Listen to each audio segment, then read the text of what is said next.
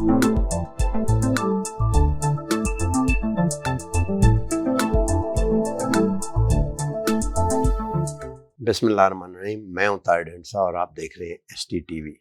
IMF के साथ एक एग्रीमेंट हुआ ही था, तो अब इलेक्शन रिजल्ट पंजाब के आगे, जिससे लगता है कि जो अंडरलाइंग सिचुएशन थी पॉलिटिकल, वो फिर फ्लूइड हो गई है even for the federation of Pakistan. और जो फिस्कल टारगेट और मॉनेटरी टारगेट थे, वो आर्टिकल 4 कंसल्टेशन जो 6th रिव्यू था फरवरी में किया गया था, उसको बुनियाद बना के ये एग्रीमेंट कहा जाता है कि फाइनलाइज और कंक्लूड हुआ। लेकिन अब ये लगता है कि वो जो आर्टिकल 4 कंसल्टेशन, या आप उसे आर्टिकल 4 कंसल्टेशन ना कहें, 6th रिव्यू भी कहें, तो वो थोड़ा सा इर्रेलेवेंट होता जा रहा है। इक़्तिसाद के क्या मसले हैं और कितनी इकॉनमी जो है वो लिक्विड होगी, नहीं होगी, और करंट अकाउंट पे क्या होगा, हम इसको आज जानते हैं। फिर एक दफ़ा एक एक्सपर्ट से हम गुफ्तगू करते हैं जिनका काफ़ी टाइम गुजरा है। डॉक्टर वक़ार मसूद साहब, आप सेक्रेटरी जनरल फाइनेंस और की पोजीशंस पे रहे हैं, और हम तो आपको गुज़िश्ता मेरे ख्याल है 20-25 साल से मिनिस्ट्री ऑफ फाइनेंस के डिफरेंट जगहों पे, अहम जगहों पे देखते आ रहे हैं, बहुत से रिव्यू की। जो मैंने अभी बात की, थोड़ा सा बताएं एज ए बेसिक प्रेमाइस, तो फिर हम आगे बात करते हैं। नहीं, आपने बिल्कुल दुरुस्त फरमाया, बहुत बहुत शुक्रिया। और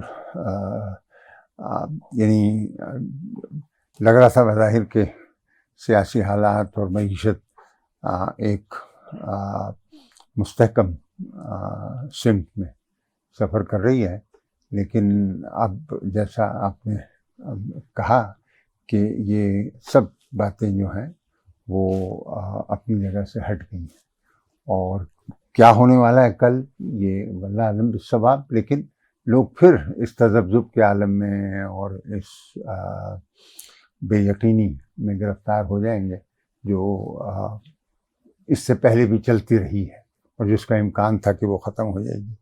अब ये कि IMF का प्रोग्राम देखें, मतलब मैं नहीं समझता कि IMF के प्रोग्राम से कोई लड़ेगा झगड़ेगा, क्योंकि हालात अभी भी माशी तौर पर दुनिया के अंदर फ्लूइड है। हाँ, वो उसमें बहुत तग़य्युर आ रहा है, तो हम गाफिल नहीं हो सकते, कंप्लेसेंट नहीं हो सकते। और लिहाजा आपने देखा कि माजी के मुकाबले में ये जो इस दफ़ा इन्होंने प्रेस रिलीज़ भी शाया किया है IMF ने, तो उसमें बड़ा ज़ोर दिया है कि क्या क्या करना होगा। बिल्कुल, ठीक है, कि खुसूसन इस हवाले से कोई बजट आपने जो है उसको सख्ती के साथ उस पर अमल दरामद करना है। और तो ये अभी तो साल 15 दिन, 16 दिन, 17 दिन हुए हैं, और तो अभी ज़रा सा वक्त लगेगा, लेकिन इसके समरात आने वाले थे। और देखें, मतलब यानी कि हम सिर्फ समझते हैं कि एक्सचेंज रेट और स्टॉक मार्केट जो है वो असल इंडिकेटर्स हैं कि जनाब कोई बेहतरी आ रही है, नहीं आ रही। तो अब ये हालिया जो एक्सचेंज रेट के अंदर आज भी आप देखें को 25-30 पैसे जो है वो बढ़ रहा है। तो यानी दुनिया में डॉलर की जो है मांग और उसकी कदर में इजाफा हो रहा है बमुकाबला तमाम दीगर जो करेंसीज हैं उसके मुकाबले में उनका वो हो रहा है। तो लिहाजा हम भी मतलब उससे मुतासिर होंगे। ट्रेड तो हमारी भी है, और जो हमारी एक्सपोर्ट्स भी हैं वो भी इस ज़ुमरे में आती हैं। तो एक जो भी बज़ाहिर आपको वही 210 से ऊपर का सफ़र नज़र आ रहा है डॉलर रुपी पैरिटी का, तो उसकी वजह जो है वो ये है। असल चीज़ हमें जिस पे नज़र रखनी है वो इंपोर्ट्स को क्या हो रहा है, क्योंकि वहाँ से सारे खेल का आगाज़ होता है। अगर इंपोर्ट्स में कमी आने लगती है, ठीक है, और आप डॉलर की इन्हीं जो अपने ऑयल प्राइस है वो तो उस पर अभी आप इन्हिसार नहीं कर सकते, एक दिन 2 दिन वो नीचे जाती है फिर ऊपर जाती है। تو لیکن ہماری مانگ کم ہونی چاہیے، دی کنزمپشن. وہ تو 12% کمی ہوئی ہے پیٹرولیم میں. ہاں، لیکن اس کے باوجود جو بل آیا ہے پیٹرولیم کا، اس دن کہہ رہے تھے مفتیٰ صاحب کہ کوئی 3.7 بلین ڈالر کا بہت زیادہ بل تھا. بہت زیادہ ہے. ہاں بہت زیادہ. اس کا ہاف سے بھی کم ہونا چاہیے، یا ہاف تو ہونا چاہیے، تب آپ سسٹینیبل ہوں گے. راشننگ ہی کرنی پڑے گی آف کرنے کے لیے. خیر آگے بات آپ کریں. آپ کرتے نہیں، ٹھیک ہے، مطلب یہ نہیں کہ آپ بہت سارے طریقے ہیں کرنے کے، اور یہ پرائس اتنی بڑھی بھی ہے کہ وہ بہت اچھی ریشننگ ڈیوائس ہے. جی آپ آگے بات کریں. نہیں یہ ٹھیک.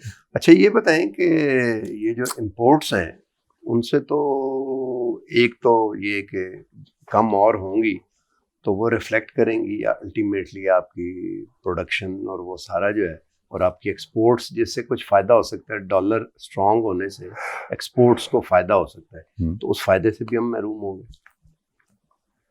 نہیں، را مٹیریل اگر یا دیکھیں سوال یہ ہے کہ آپ سب سے پہلے آپ کا جو سب سے بڑا بل آپ کو پتا ہے وہ پی او ایل کا ہے. ٹھیک ہے جی. اور وہ اتنا بڑا ہے کہ اس کا اس جیسا کوئی بھی نہیں. تو یہ جو اگر کموڈٹی پرائسز جیسے نیچے جا رہی ہیں، اس میں آپ کا ایڈیبل آئل کی قیمتیں کریش ڈاؤن ہوئی ہیں. ٹھیک ہے. تو آپ کو جو امپورٹ بل میں کمی آپ کو ملے گی، یعنی کہ آپ کی سیونگ جو ہوں گی، وہ اگر کوئی ایکسپورٹ سائٹ پر آپ کو لاس ہو رہا ہے اس سے کہیں زیادہ بہتر ہوں گی. تو لہٰذا آپ کا ٹریڈ اکاؤنٹ امپروو کرے گا، کرنٹ اکاؤنٹ بہتر ہوگا. اور اس وقت جو آپ کو اب دیکھیں نا، اس سال لوگ تو یہ پریڈکٹ کر رہے ہیں کہ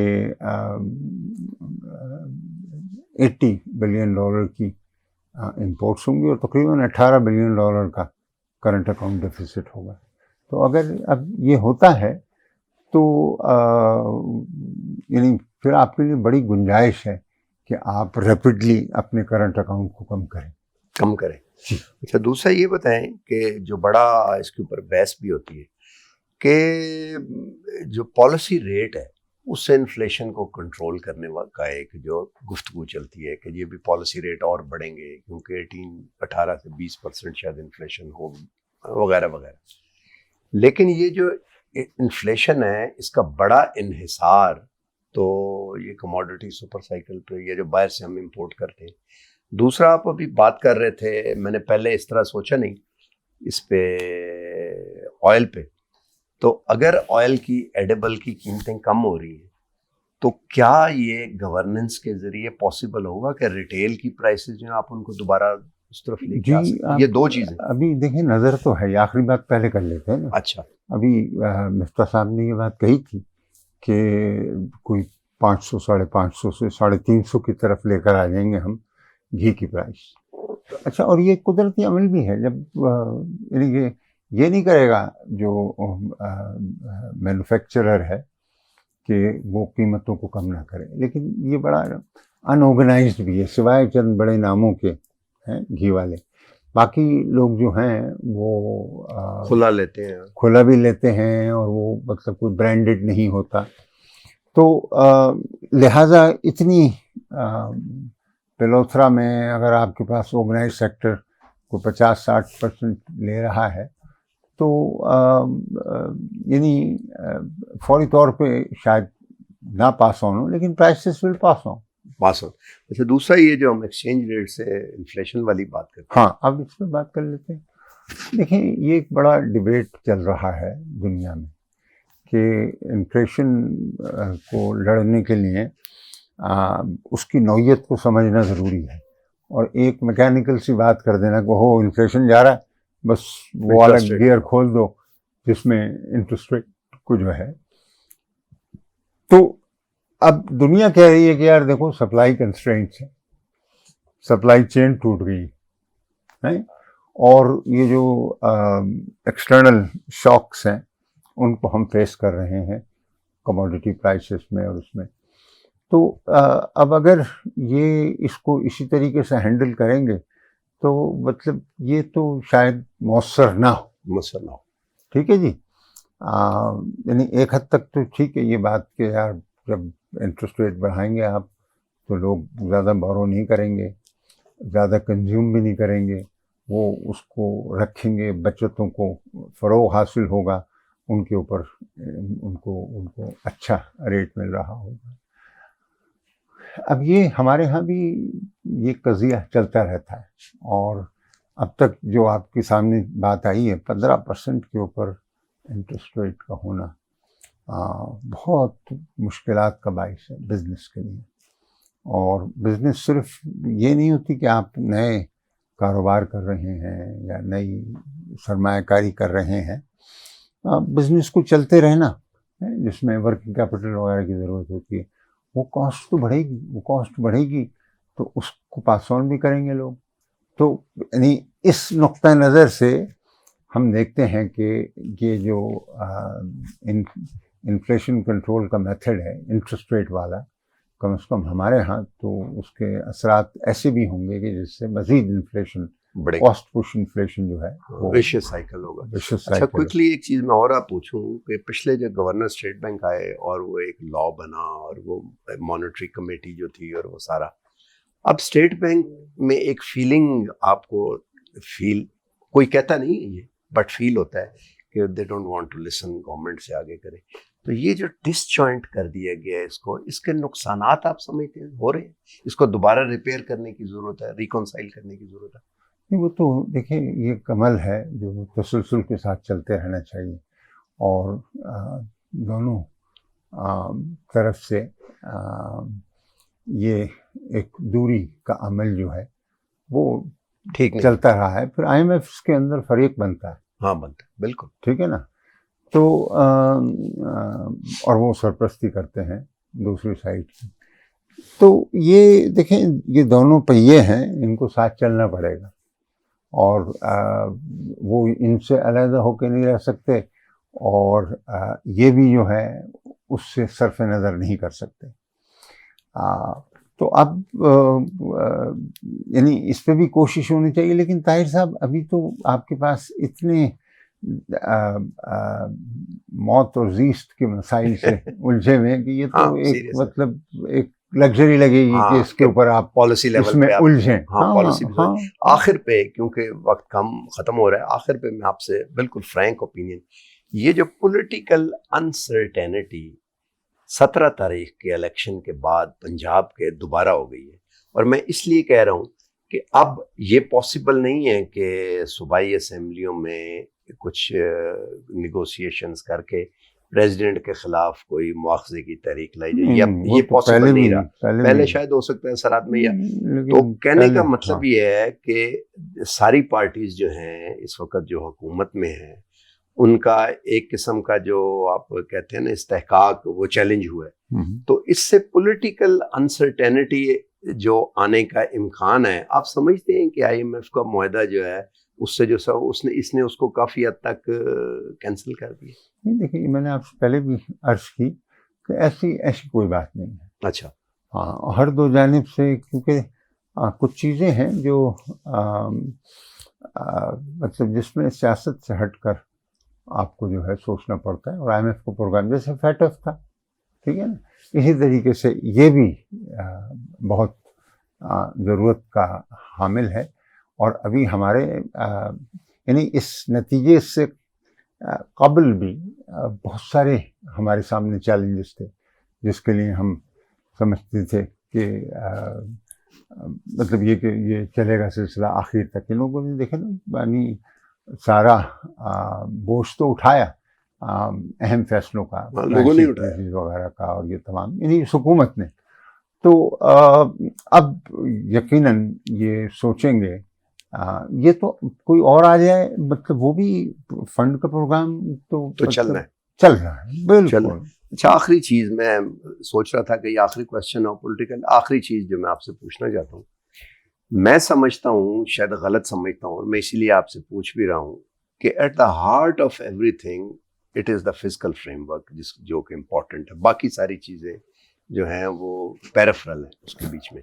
اور فسکل فریم ورک میں جو ہے وہ ریونیو پالیسی ہے، ریونیو ایڈمنسٹریشن سے بھی زیادہ، وہ کہتے ہیں نا کہ ایف بی آر کی ریفارم کرو، کرپشن پالیسی، اور اس میں یہ ہے کہ جو بلک آف ٹیکس ہے وہ انڈائریکٹ ٹیکس ہوتا ہے، جس سے وہ جو ایک جسٹس کریٹ کرنے کا ہوتا ہے کہ جی گورنمنٹ جو ہے وہ فزیکل جسٹس کریٹ کرتی ہے، امیر سے لے کے ویلفیئر کی اسکیمیں چلتی ہیں، اور یہ ساورن کا جو تصور ہے وہ بڑا انڈرمائن ہو جاتا ہے۔ تو آپ کیا سمجھتے ہیں کہ فزیکل والی سائڈ پہ پالیسی ریفارم میں 1 2 3 کر کے کوئکلی بتائیں، اس کے اوپر الگ پروگرام کریں گے، وہ کیا ہے؟ دیکھیں، آپ سے ہم نے شروع میں عرض کیا تھا کہ اس دفعہ آئی ایم ایف نے جو اپنا اعلامیہ جاری کیا ہے اس میں انہوں نے بڑی صراحت کے ساتھ یہ لکھا ہے کہ بھائی بجٹ کو آپ نے امپلیمنٹ کرنا ہے، ٹھیک ہے، اور بجٹ امپلیمنٹ کرنے کا مطلب یہ ہے کہ جو بجٹ کا آپ نے ڈیفیسٹ کا ٹارگیٹ وغیرہ رکھا ہے اس میں کوئی رد و بدل نہیں ہوگا، آپ کی کارکردگی جو ہے وہ یہ ثابت کرے کہ یہ حاصل ہو رہا ہے نمبر۔ تو اس لحاظ سے فسکل جو ہے وہ بڑا اہم ہوگا پروگرام کی کامیابی کے لیے اور معیشت کے استحکام کے لیے۔ بالکل ٹھیک ہے جی، پروگرام سے قطع نظر بھی جو ہے آپ کو بالکل پڑے گا۔ اچھا، اب یہ کوئی آسان کام نہیں، اور آپ نے کہا اگر یہ اس کا ایک بڑا حصہ تو پہلے آپ ٹیکس ہی اکٹھا کر لیں، یعنی 2 حصے ہی ہوں گے نا، اپنے اخراجات کو محدود رکھیں اور ٹیکس کا تھا، اور ٹیکس جتنا آپ نے ڈال لیا ہے 7500 ارب روپے کا تو وہ حاصل کریں۔ تو اب یہ 7500 ارب روپے کا ٹیکس حاصل کرنا، جبکہ آپ دوسری طرف بڑی ٹکٹکی لگائے یہ دیکھ رہے ہیں کہ امپورٹس گرنی چاہیے، گرتی ہوئی معیشت، ٹھیک ہے جی، امپورٹس گریں تو امپورٹس کے ذریعے سے تو پچھلے زیادہ ٹیکسز ریونیو آپ کا وہیں آیا ہے، اور صرف امپورٹ ڈیوٹیز نہیں ہوتی، سیلز ٹیکس بھی، ود ہولڈنگ انکم ٹیکس بھی، وہ سب کے سب ہوتے ہیں۔ تو اب آپ ایک طرف جائیں گے تو دوسری طرف آپ کا استقبال جو ہے وہ اچھا نہیں رہے گا۔ تو آپ اگر مطلب امپورٹس کی وہ کر رہے ہیں تو پھر وہ ایف بی آر کا چیئرمین آئے گا، وہ کہے گا کہ جی مطلب امپورٹس تو گر رہی ہیں، میں کہاں سے لے کر آؤں ریونیو، ہمارا ریونیو زیادہ تر تو وہ امپورٹ سٹیج پر آ جاتا ہے۔ تو بہرحال اس طرح کے ٹریڈ آفس کا آپ کو سامنا کرنا پڑے گا، اور آپ کو بھی الرٹ رہنا پڑے گا، جو بھی کوئی ارباب۔ آپ سمجھتے ہیں کہ اب ریونیو کے معاملے میں پالیسی ریفارم کرنا جو ہے یہ بہت ہی ضروری ہو گیا؟ بالکل، ہمیشہ اس کی تو ضرورت، دیکھیں نا، لیکن کچھ خاص طور پچھلے پہ 2 سال سے تو بہتر بھی ہوئی، ٹھیک ہے نا، کارکردگی جو ہے ریونیو کی۔ دیکھیں وہ جو فسکل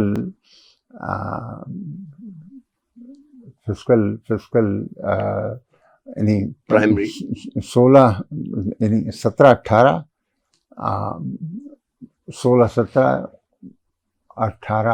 19 اور 19 4 سال 38 کے اوپر ریونیو تھا، 3.8 ٹریلین کے اوپر 3 سال بالکل مطلب ہلا نہیں، اور پہلے یعنی 20-21 کے اندر وہ 4.8 ٹریلین ہو گیا، اور اب 6.1 ٹریلین ہو گیا، اور اب 7.5 کا آپ نے ٹارگیٹ رکھا ہے۔ تو پچھلے 2 سال کے اندر تو ریونیو کی پرفارمنس اچھی رہی، ٹھیک ہے نا، لیکن بدقسمتی سے اس سب کو جوڑ بھی لیں آپ تو دیکھیں کہ F B R less than 10% of G D P. لیکن پالیسی ریفارم کا میں جو پوچھنا چاہ رہا ہوں، اب دیکھیں ٹریڈر ہیں، دکاندار ہیں، ریٹیلر ہیں، نیچے بیٹھے ہوئے، ان پہ فکس ٹیکس لگایا ہوا ہے، مطلب میری انکم پہلے سے بھی یہی ہے، نہیں، لیکن چینج ہونا چاہیے نا، بکس کی ان سے کہیں کتاب رکھیں، میرا مطلب اور وہ رکھ سکتے ہیں کتاب۔ ہاں، میں آپ سے عرض کروں نا، آہستہ آہستہ ڈیجیٹائزیشن بڑھ رہا ہے، اور کوئی وقت آئے گا جب کوئی بھی بغیر رجسٹر کے نہیں ہوگا۔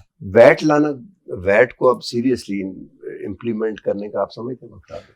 وہ تو دیکھیں جو پیور ویٹ ہے وہ تو ہو ہی نہیں سکتا ہے، جس طریقے سے سروسز چلی گئی نا صوبوں کے پاس، تو مطلب یعنی کہ گڈس کے چین میں یہ تو نہیں کہ گڈس کی چین میں صرف گڈز ہوتے ہیں اور سروسز کی چین میں سروسز ہیں، تو سب اوور لیپ ہو رہے ہوتے ہیں، ٹھیک ہے جی۔ آپ کا جو سامان ہے وہ ٹرانسپورٹر لے کے جا رہا ہے اور ٹرانسپورٹ سروس ہے اور پھر وہاں پہ چین ٹوٹتی ہے.